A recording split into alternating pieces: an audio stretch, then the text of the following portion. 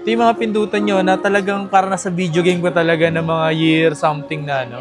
Dito naubos dati yung pera ko. Talaga ganito Kakabili yung mga ng laro. token. Taganda naman ito, touchscreen na siya. Ito para kami dalang computer or laptop. Kasi nga, pwede mo pang trabaho to. So, pwede ako mag-edit dito. Malalaro ba sa mga ganito? Like yung mga Dota 2, ganyan-ganyan. Ano ba yung mga pwedeng pangmalakasan nila lalaro nito? Ang sarap maglaro ng Valorant dito. Sa mga ganito kasi Windows to eh. Yeah. Basta sabihin nyo lang yung kung napanood nyo kay Kapangs, ayan, may discount kayo dyan. May freebies pa. Mga Steam Deck. So, dalawang klase ng Steam Deck ang available. Kung compare mo dito sa battery netong LCD, sa battery ng ROG Ally at saka ng Legion Go, mas matibay ang battery nito, mas matagal siya malobat. So 256 gig na siya. So yung mga games na free niya, yung mga games lalariin nyo na lang to. Kung naghahanap naman kayo ng mga budget lang sa presyo, tapos sawang games, May mga luma kayong games na ayaw nyo, natapos nyo na, pwede nyo lang i-swap na lang dito. Tapos once sa binili ba nila yung mga ganito like Steam Deck, Legion Go, ROG Ally, may games ng kasama. puno na ng games yan, pupunuin na natin yan. Pwede nyong iswap yan dito mapang. So kung yung gaming console nyo gawin nating iPhone or yung iPhone nyo gawin nating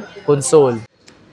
Yo, what's up sa inyo mga pangs? Kumusta kayo? Isang maganda at masayang araw na naman ang pagsasamahan natin ngayon.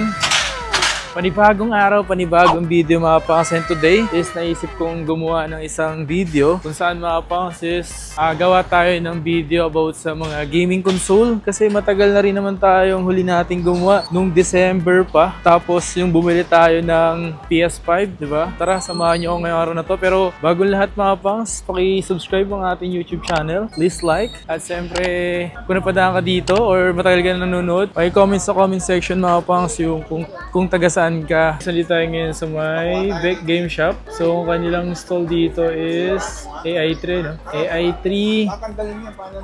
Ito si Kuya Yuri dito sa Beck Game Shop. Kuya Yuri, kamusta na? Hello, kumusta?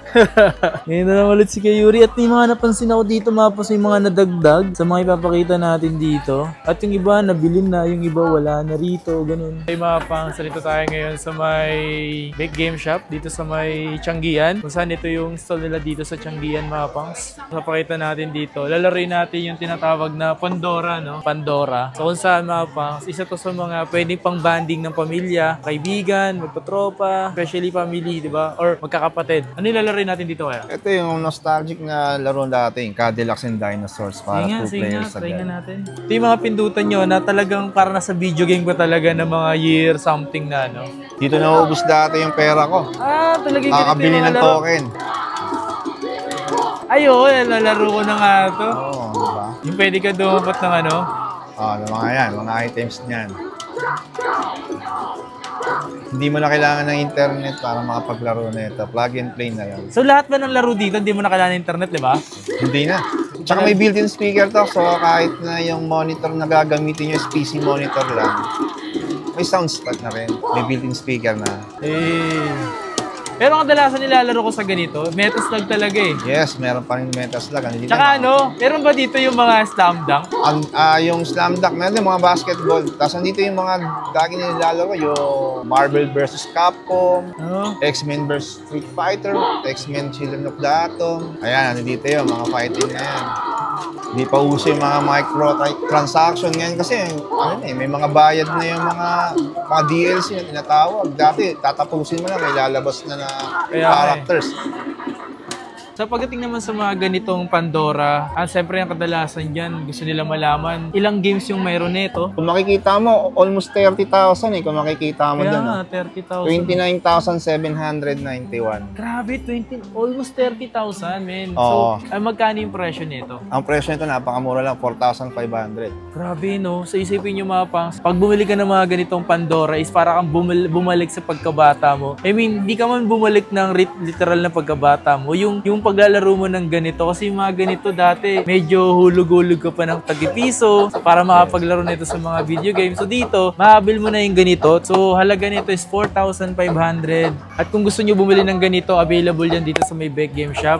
At kung gusto nyo kumontak or magpa-deliver, pwede mess lang kayo sa Beck Game Shop mga pa. So pwede kayo bumisita dito sa kanilang, dito sa Tianggian. Ang kanilang stall is AI3, tama? AI3, yes. Tapos yung permanent store nila is dun sa may Shop Build Plus na doon sa may 3rd floor. So, madali lang naman tuntunin mga pons yung dito, yung location dito. palagi itong sold out o palagi itong wala dito. Pero meron silang available na dalawang Legion Go kung saan isa sa pinakamaganda ngayon na gaming handheld mapas. Available nga pala yung games dito na Amazing Spider-Man 2. Kung saan ito mapas, hindi mo na malalaro daw to sa sa PS4, sa PS5 or PC. Available dito at compatible dito mapang sa Legion Go. Tingnan nyo naman kung gaano ka-powerful netong Legion Go mapangs. Sa computer, kailangan magandang specs yung kailangan mo dito. Anong specs yung kakayanin yung games na to sa computer? Sa computer naman, kailangan Ryzen 7. Ang talaga high quality. Tapos yung mga naka-video card ka na medyo mataas na talaga. Siyempre, kailangan mong gumasa sa computer na more than, sabihin na natin, price range is nasa 70 to 80,000, 60 plus. Yung mga ganun kasi, magkano yung mga video card ngayon? Ito, available at gumagana dito sa Legion Go. So, kuya, ano ba yung mga disadvantage advantage nitong Legion Go? Sa Legion Go kasi, kung compare mo siya sa PC, syempre, itong mga to, hindi na natin ma-upgrade yung unang-una yung processor niya, yung video card, tsaka yung RAM. Pero pagdating sa laptop, almost same lang din naman sila. Ang disadvantage naman sa laptop nito, syempre, yung laptop, malaki yung screen. Hindi mo na kailangan bumili ng na PC monitor, tsaka mouse and keyboard. Dito naman kasi, ang kagandaan naman nito, touchscreen na siya. Touchscreen siya, pwede ka na dito mag-type. Hindi mo na kailangan ng mouse and keyboard. Kung gusto mo naman ng malaking screen, pwede mo naman bibilihan mo na siya ng docking station. Pwede mo nang connect yung mouse and keyboard at saka yung monitor. Advantage nito kasi kahit saan pwede mo dalhin to. Pwede mo dalhin yan. Kasi sa laptop kasi wala pa ako na-experience na laptop na 2K ang resolution. Ito kasi 2K resolution na to. So, ang ganda na talaga ng display niya. Kasi, ibibase naman natin sa presyo ng ganito at sa presyo ng laptop, kailangan mo mag-spend ng medyo mahal, medyo mataas na presyo para mahabol mo yung specs, yung mga games mo, kung anong gusto mo. Kapag mga AAA, kailangan gumastos ka rin kasi sa mga 60 plus meron ka na talagang gaming handheld na parang PC na rin siya. Speaking of presyo, magkano yung presyo nito? Ito, 2 terabyte na. 2 terabyte to. So, 2 terabyte na to, full games na siya. Meron na rin siyang retro games. 45,000 bibigay ko na yan. Sa iba yan, 65 to 70,000 ang bentahan nila yan. Kung gagasto ko ng mga 100,000 sa laptop, it's all good. Depende yan kasi mapas kung saan mo gagamitin. Like, kung gagamit ka sa mga kung anong bagay na pwede mo gamitin sa laptop, edi mag-laptop ka. Kailangan mo na kung gamer ka naman, siyempre kailangan mo na mas mataas na specs pagdating sa laptop. Dito kasi mapangs, ang disadvantage lang nito, hindi mo na nga ma-upgrade, pero kaya nito sumabay sa mga bago or sa mga latest sa laptop, kung saan yung specs, kung maglalaro mo dito yung mga matataas na quality or matataas na specs ng games. Sa gaming laptop din kasi kailangan nakasaksa ka sa outlet para ma-maximize yung performance talaga ng game. Pero pag di kasi naka-plug yon sa outlet, parang hindi siya pwedeng maximize. Halimbawa kasi yung GPU hindi siya ma-maximize yung gamit. Bumababa yung quality. Di tulad nito, kahit naka-unplug siya, talagang ilalagay mo lang sa performance, ayun na. Ma-maximize mo talaga yung specs nito, yung GPU niya. So, ito kasi natatanggal yung yung controller niya. So dito may mga siya mapapansayan, mga exhaust. Sobrang daming buttons niya. Grabe kaya ngayon. So sa laki niyan mapapansin, mapansin niyo naman yung aking kamay. Sa laki niyan. Sa ibang mga gaming handheld nito mapapansin, ito na yung pinakamalaking screen. Wow, yan ang pinakamalaki. Ito kasi kagandahan dito is meron kang dala-dala ditong computer. Legion Go na to para ka may dalang computer or laptop. Kasi nga, pwede mo pang trabaho to. Kung sakali sa akin, kailangan ko nag-edit, so pwede ako mag-edit dito. So pwede siya mapangas. Kung makikita mo yan, ayan, so touchscreen pa siya. Kung makikita nyo, ayan, na pwede nyo nga siyang, di ba? Na pang talaga siya, computer. Sipin nyo, may dala-dala ka ng ganito anytime kung saan ka pwede magpunta. Dapat ito yung dinadala sa sa Starbucks. Kasi puro kay laptop, ito dalhin nyo. may pinakamababa dito. Yung ganito naman na 512, nasa magkano yung ganito? 512 pwede nilang bigyan ng 40,000. 40,000. So parang konti lang pala diferensya sa 2 terabyte. Nasa magkano yung diferensya sa 2 terabyte? 5,000 value. Kasi depende rin naman yan kung magkano yung nakuha namin siya. Hindi kami bumabase. Kung which is minsan mataas, minsan mababa. Depende rin kasi yan sa puhunan, kumbaga kung magkano kuha ni Ibek, ni Madam Beck. So doon kami bumabase. Kung minsan makikita ninyo, napakamura. Pagdating ninyo dito is, bakit ganito na yung presyo niya, nag-iiba siya. Pero kasi minsan nabibenta na namin kung ano yung display namin dito. So paiba-iba talaga siya ng presyo. Tsaka depende rin talaga sa kuha namin. So yung mga napanood nyo, posible na bili na yun, tapos mababa yung gig. Like example is parang 512 lang ba yun? 512, yung madalas 512. So bihira yung mga ganitong 2 terabyte bihira. Ayan.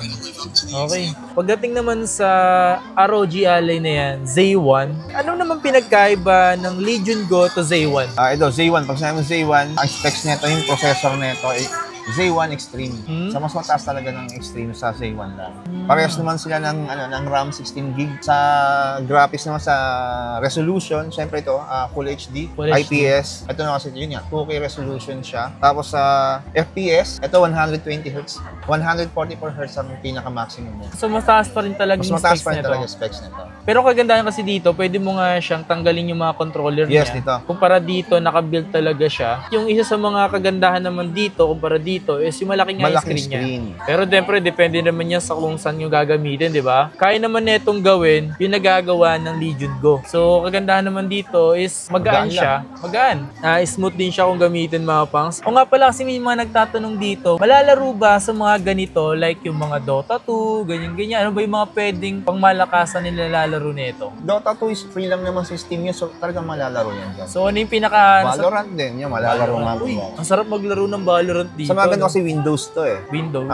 So, pwede ka maglaro ng Xbox lang. Kung meron kayong Xbox Game Pass, pwede nyo na i-sign in dyan. So, yung mga games nyo sa Xbox Game Pass nyo, pwede nyo na-install dyan. Mga Epic Games. Yan, mga Ubisoft Games. ROG yan, mga ponso. At isa sa mga nagustuhan ko din dito, ito nga yung mga ganitong RGB niyan. So, eto, ilan stock mo meron kang ganito? Ngayon, meron kami niyan tatlo na lang. Tatlo na lang yung stocks na yung ganito. Yung isa, Z1 Extreme. Ito na, nag-iisa lang yung Z1. Itong Z1 na to na 512, nasa magkano mo to binibenta? Ayan, 28,000 pwede ginamit. 28,000. Negotiable pa naman lahat yan. Yeah. Basta sabihin nyo lang yung pagka napanood nyo sa YouTube na. Kung napanood nyo kay Kapangs, ayan, may discount kayo dyan. May freebies pa. At saka yung Z1 Extreme neto, nasa magkano? Z1 Extreme niya, ang meron kami ngayon is brand new. Brand new. Brand new na, meron ako dyan 1 terabyte na brand new.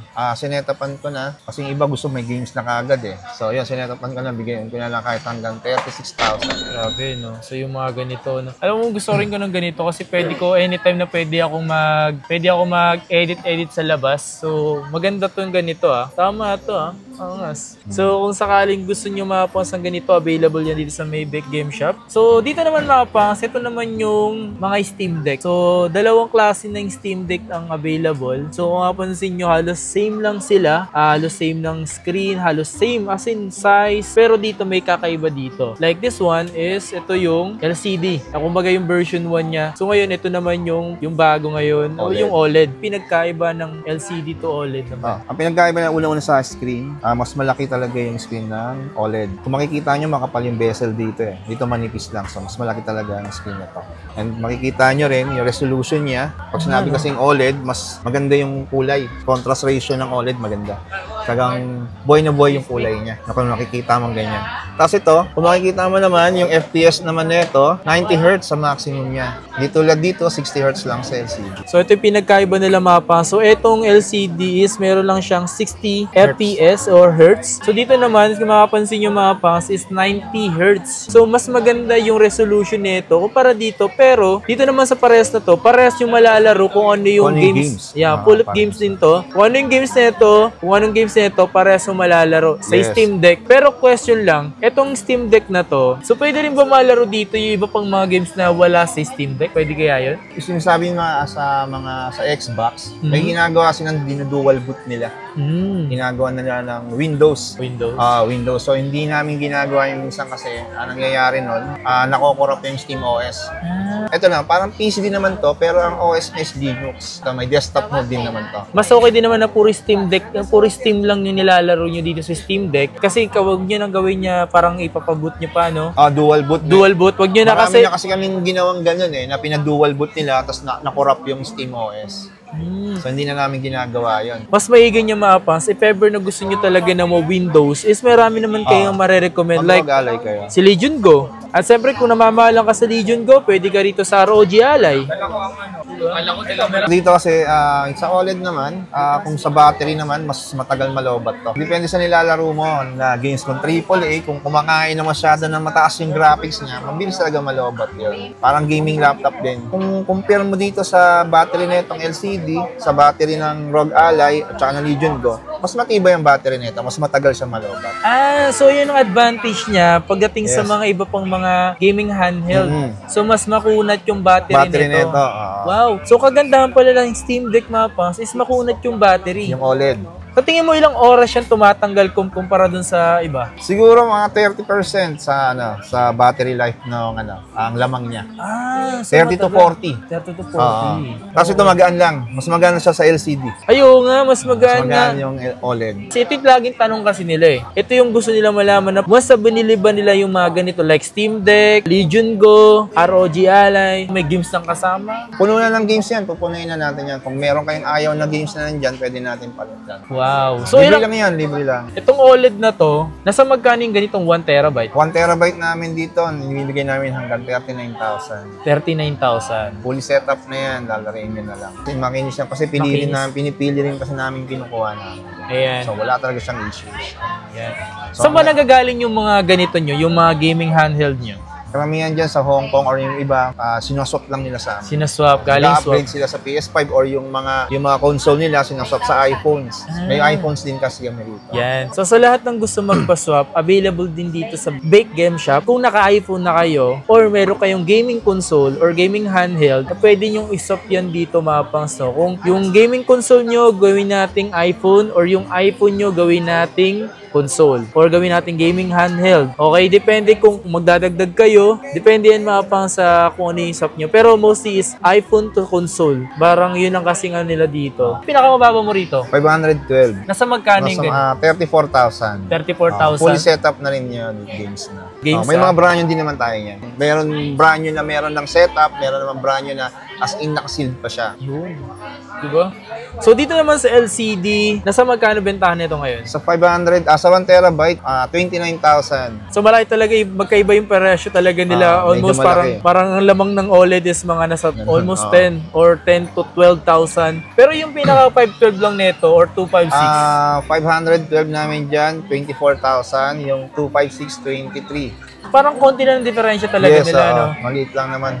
Pero para mas gustuin ko na lang na maglaro sa 1 terabyte para mas sulit yung games, mas marami mailalagay. So ito yung mga available na Steam Deck dito sa may Beck Game Shop Mapangs. May mga nagko-comment kasi na mas mura sa ganito, mas mura sa ganyan, mas mura dito sa pinagano. Kung alam nyo kung saan kayo napapamura, doon na lang po kayo. Alam mo bakit ako gumagawa dito? Isa sa mga pinagkakatiwalaan ko at meron silang shop at permanent store na pwede nyong puntahan at balikan. Kung sa tingin mo ba sa market or sa mga online kapag meron karoon ng issue, mababalikan mo ba? Hindi. Parang ex mo. Nang-scam ka na, in-scam ka na, iniwan ka pa. At tingin mo babalikan ka? Hindi na. Parang nasa online lang din yan. Kung kailangan, may mga kung bibili man kayo, yung mga ganito, kasi minsan, hindi naman to libre yung stall nila dito, hindi libre. Okay? Sa lahat na nagsasabi na, mas mura sa online, mas mura sa ganito. Hindi naman namin kayo pinipilit. Ang amin lang, merong mga ganitong store or mga ganitong shop na pwede nyo puntahan, na pagkakatiwalaan. Isa to sa mga ginagawa natin. Pandemic days pa lang, di alam ko na kilala ko na to. So, ito na isa sa mga rin-recommend ko Mapangs na wala ako naging issue dito, nagpagawa ako ng PS4, ganyan-ganyan, blah blah blah. Basta, may nakita tayo dito at yung mga presyo ng mga pinakita nito, eto mga pinakita ko to, negotiable yan dito if ever na gusto nyo pumunta at bumili. Okay, hanapin nyo lang si Kuya Yuri. Yan. So, next naman natin papakita sa inyo Mapangs. Kung naghahanap kayo ng mga Nintendo Switch, ito. Ito yung mga available nila dito Mapangs. So, meron silang Lite, version 2 at yung OLED. Sa OLED kasi Mapangs, yung mga iba pang mga limited edition na kulay. So, pero pagdating naman sa presyo, medyo may difference na sila. Yung mga ganyan lang naman. Yung mga design na siya at iba po nandun. Ayan iba't ibang kulay. Dito sa mga Lite mo, kamusta naman yung mga ganito? Like, ano may kadalasan bumibili sa inyo ng ganito? Yung mga bumibili ng mga ganito, yung gusto lang nila compact. As in talaga naglalaro lang talaga sila. Hindi mabigat sa suksok sa bag. Okay na okay sa kanila. Eto pa, anong mga games dyan na pwedeng laruin? Ang mga games dito na pwedeng laruin, yung mga hindi ginagamitan ng interaction. Kasi nga, hindi pwedeng tanggalin yung controller na ito. So, hindi mo siya pwedeng kabitan ng Joy-Con. Quality ng games parehas ba sa mga ibang Nintendo Switch yan? Parehas, except sa OLED. Sa version 1, sa version 2, parehas lang naman sila ng quality ng graphics nito. Parehas lang sila. Kinaibahan lang nito kasi is ano talaga siya, palit lang. Tapos ayun, magaan lang siya, magaan. Ilang gig to? Modified siya. So 256 gig na siya. So yung mga games na free niya, may mga games lalariin niyo na lang to. May free games na to or naka-modified na mapas. At magkano yung presyo naman na ganito? Sa ganito 256 gig, around 9,000. So mga gusto naman na ayaw naman na nakaganon, meron din naman tayo. Nasa magkano yung ganun? Nasa magkano 6,500. 256 na rin ba yun? Hindi. Ang mga modified kasi may memory card dyan. Doon kasi nilalagay yung mga games. Pero ang internal nito, 32 gig. Okay. So at least may mga idea kayo sa lahat. So kahit anong games ba na pwede nila Pwede naman. Mga NBA 2K25, pwede naman dyan. Yun. So Huwag lang yung mga sports, yung mga just dance. Kasi nga kailangan, tinatatanggalin yung controller nun.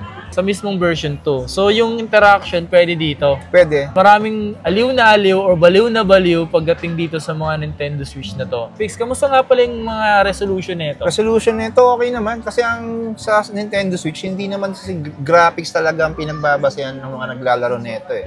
Yung laro. Okay. Yung Mario, Zelda, Pokemon, yun yung mga exclusive niya nila ang games nito. Marami na-addict doon kasi parang ano lang naman siya 3D, 2D lang naman ang mga larong yun. So sa graphics hindi naman masyadong talaga dito. Hindi naman nila masyadong talagang tinututukan pag Nintendo. So ilang gig yan? Dito naman 256, meron naman tayong 256 512 gig na modified, meron din naman hindi modified dito. Okay. So magkano nasa range? Nasa range nito pagka hindi siya modified nasa 10,000, pagka modified 14,500. Alam nyo, medyo may budget na kayo mga pang. So, ito naman yung Nintendo Switch OLED. So, kung saan mga pang, siyempre, sobrang ganda nun nito dahil kung makikita nyo ang kanyang bezel is medyo manipis na nga or maliit na lang. So, parang mas lumaki yung size ng screen niya, di ba? So, OLED na rin naman talaga siya. Ganong ilang oras to tumatagal? Tumatagal sa gameplay niya, pag dire-diretso, maabot ng almost 4 hours din.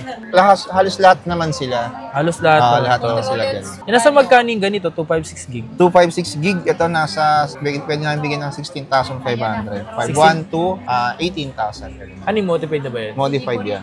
Ayun. Kung naghahanap naman kayo ng mga budget lang sa presyo, nagre-range na mga nasa around 5,000, tapos 1 to sawang games, ito yung mga pwedeng mabili nyo sa halagang 5,000 pababa. Ito mga to. Ito mga ganito sa lahat na naghahanap. May ibang version pa ba sa PSP? Version, wala na. Ang version na naman ito is Slim or Fat, pero yung sa amin Slim niya. Slim na? Yes, tapos modified na siya, may games na rin siya. Marami ng games talaga kasama. Marami ng games na, sila na mamimili ko anong games na ilalagay dito. Free naman yan. So ito mga po, sa magkaning ganito? Sa ganito, 5,000. 5,000. Model pala nito is PSP 3,000. Dito naman, alam ko mas mataas naman yung quality nito kaysa dito, di ba? Tama. May mga games na rin itong kasama, itong PSP. Meron na rin yan, only games na yan, yung mga ganito. Pat ba to? Yan yung sinasabi na OLED version. OLED version. May mga games na siyang kasama.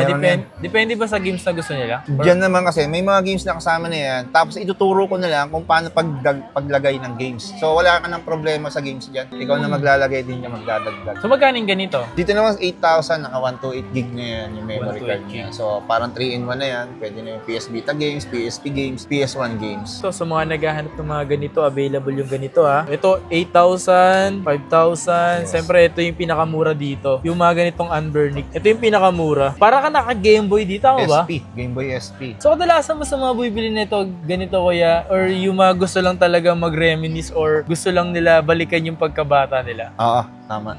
Kasi yan, marami ng platform din naman dyan. Yung iba nga, hindi ko nga kilala kung ano mga platform nyo kasi hindi ko na inabutan. So, yung mga ganito na sa magkano mo binibenta? Ito yung pinakamura na Unburnick namin ngayon, 3,500. 3,500. Yes. Ayan, PS1, mga laro mo yan, Family Computer, Super Famicom, Game Boy Advance, Game Boy Color. Madami, yung iba kasi hindi ko na alam. So, ito naman yung kinukonect dito sa TV na? Pwede rin. Pwede rin naman itong connect sa TV. Pwede rin ba to? May mini HDMI port din siya. May HDMI din siya. So ito naman dito naman, ang Unburnick naman to. Anbernic 35XXH. Nasa magkano yung ganito? 4,500 naman. So, difference lang nila, mas malaki. Medyo mas malaki screen nito, at saka may analog na siya. Ayan, analog oh. So, mas maganda to para sa akin, may analog siya. Kung bibili ka ng dalawang ganito, pwede na mag 2 players. Ito ba? Kahit ito. So, pwede na siyang 2 players, no? Kasi may internet connection eh. Internet connection. Nice, nice. Mas In-import bago. to. Mas bago to? Yes, tapos may ilaw din yung ano niyan. Yung dito niyan. Yung analog niya.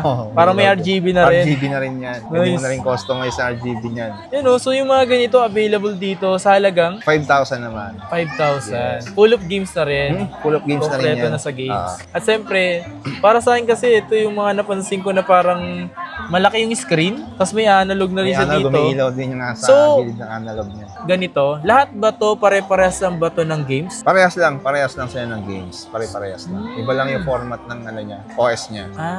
Nice ah. Pare-parehas lang ng games.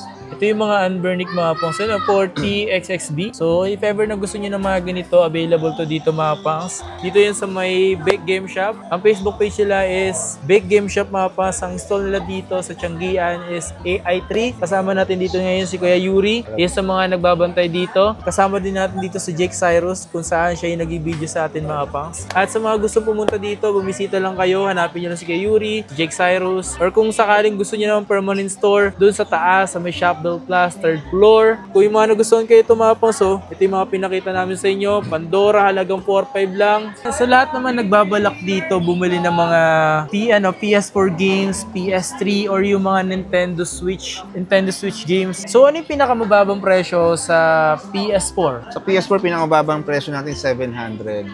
Ano yung mga games na tag 700? Meron ka bang idea? May 600 din dyan. Dito yung mga, pipili na lang sila dito. Oo. Basta punta lang kayo rito, makikita nyo lahat yan. Negotiable pa naman yan. Sa PS5, yung mga games kayo ng PS5 dito. Meron, dito. Ito mga PS5 games natin dito. Ano, brand new ba to? May brand new, may second hand. Hindi lang naman puro for sale yan. Pwede rin i-swap. May mga luma kayong games na ayaw nyo, natapos nyo na, pwede nyo lang i-swap na lang dito. Tapos dagdag nyo lang kayo ng content. Depende sa game na pipiliin ninyo. Magkano yung pinakamura dito? Pinakamura dito, may 800 din yung mga lalo na mga no case. Dito na lang. Mga no case yan. Yun know? So sa mga naghahanap ng games dyan mga pangs, ito, wala nang case. Pag yung may case, medyo may price. Medyo may price na pero maliit na naman difference. Sige, 200 to 300 lang naman ang difference niya. Thank you Kuya Yuri.